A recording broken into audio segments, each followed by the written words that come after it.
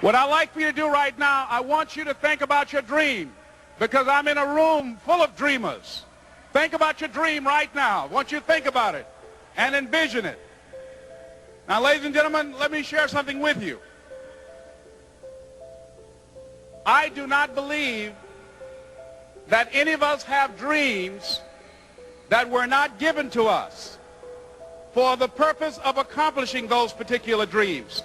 And I want to share something with you that has changed my life. I don't know what that dream is that you have. I don't care how far-fetched it might appear to be. I don't care how disappointing it might have been as you've been working toward that dream.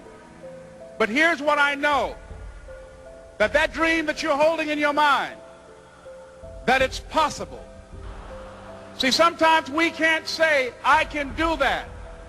But what we can say, that it's possible that I can have my dream as we run toward it, as we work on it day in and day out. No one, ladies and gentlemen, could have convinced me when I started out just over 6 years ago working on my dream. And I want you to think about whatever your dream is, because I was willing to take a chance, and most people won't do that. Most of the people that you talk to try and bring them into the business, these are not risk takers. Most people have done all that they're ever going to do. They raise a family, they earn a living, and then they die. But people who are running toward their dreams, life has a special kind of meaning. And here's what I will share with you, that in the process of working on your dreams, you are going to incur a lot of disappointment, a lot of failure, a lot of pain, a lot of setbacks, a lot of defeats. But in the process of doing that, you will discover some things about yourself that you don't know right now. What you will realize is that you have greatness within you. What you'll realize is that you're more powerful than you could ever begin to imagine. What you will realize is that you're greater than your circumstances, that you don't have to go through life being a victim. As Jack indicated, I was born in Miami, Florida, in an area called Liberty City, in an abandoned building on a hard linoleum floor with my twin brother. We were 6 weeks of age. We were adopted. When I was in 5th grade, I was identified as EMR, labeled educable, mentally retarded, put back from the 5th grade into the 4th grade, and stayed in that category until I got out of high school. I don't have any college training, but I met a high school teacher who one day changed my life. I was waiting on another student, and when he came in, he said to me, young man, go to the board and write what I'm about to tell you.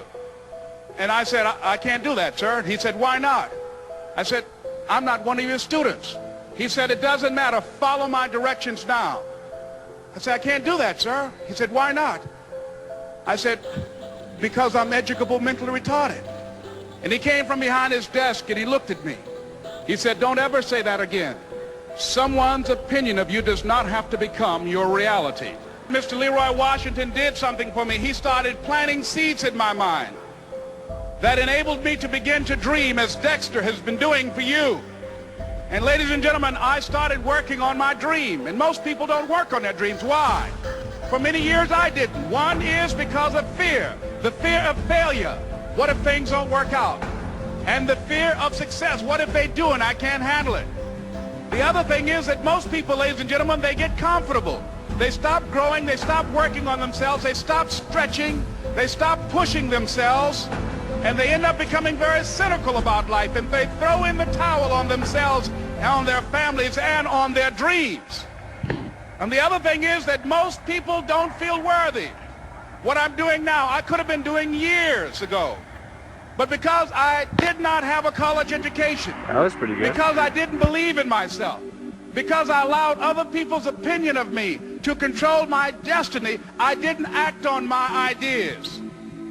So I applaud you for your dreaming, for your running toward your dream. I applaud you for believing in yourself, because that's what life is about.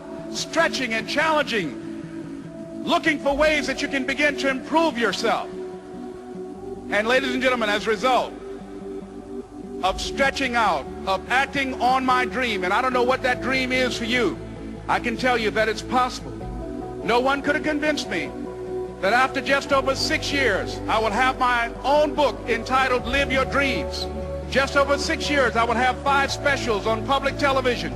Just over 6 years, I've done motivational speaking for AT&T, Procter & Gamble, McDonald's Corporation, Xerox, IBM. Just over 6 years. I will now have my own talk show that will premiere on Monday, Labor Day. I'm saying to you, your dream is possible. Your dream is possible. But not only is it important that you believe and begin to know that it's possible for you to live your dream as you run toward it, but I've done something that I want to share with you called Choosing Your Future. In fact, I've developed a set of tapes talking about how to begin to create your own reality by choosing your future. And not only is it important for you to know it's possible for you to choose your future, but it's necessary that you work on yourself, that you develop yourself. It's necessary that you get the energy drainers out of your life, people who don't want anything, people who are not striving, people who are not challenging themselves, people who aren't growing, people who have stopped dreaming. It's necessary that you align yourself with people and attract people into your business who are hungry, people who are unstoppable and unreasonable, people who are refusing to leave life just as it is and who want more. My mother used to say, birds of a feather flock together. If you run around with losers, you will end up a loser. It's necessary that you get the losers out of your life if you want to live your dream.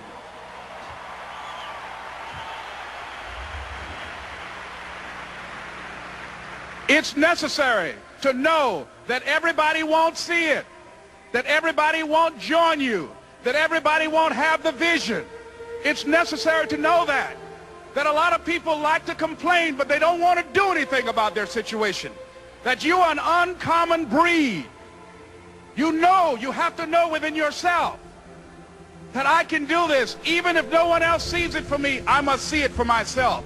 That's necessary.